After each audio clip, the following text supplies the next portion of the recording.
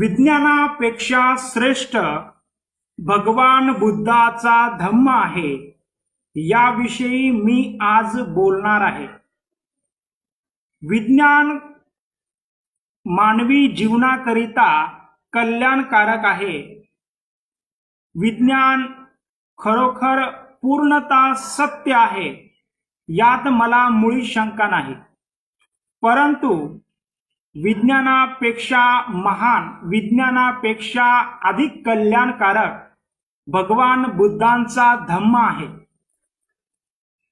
माणसाने चोरी करू नये अशा प्रकारची शिकवण विज्ञान देत नाही.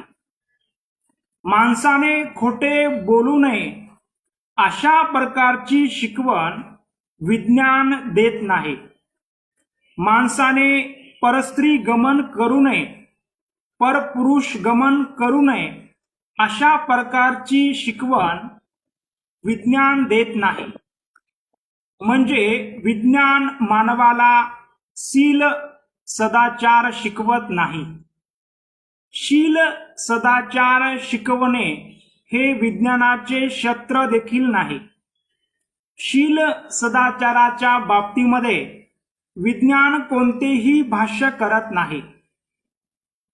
विज्ञान फक्त मानवाला एवढेच सांगू शकतो, निसर्गामध्ये कोणती घटना का घडली आणि कोणती घटना का घडली नाही, कोणती घटना केव्हा घडेल आणि कोणती घटना केव्हा घडणार नाही. प्रकृतीच्या नियमांना विज्ञान म्हटलं जातं. प्रकृतीच्या नियमांचा शास्त्र शुद्ध पद्धतीने घेतलेला शोध म्हणजे विज्ञान. परंतु भगवान बुद्धांचा धम्म तुम्हाला विज्ञान देखील सांगतो. प्रकृतीचे नियमांना भगवान बुद्धांनी जाणले आणि प्रकृतीचे नियम काय आहेत ते देखील भगवान बुद्धांनी सांगितले.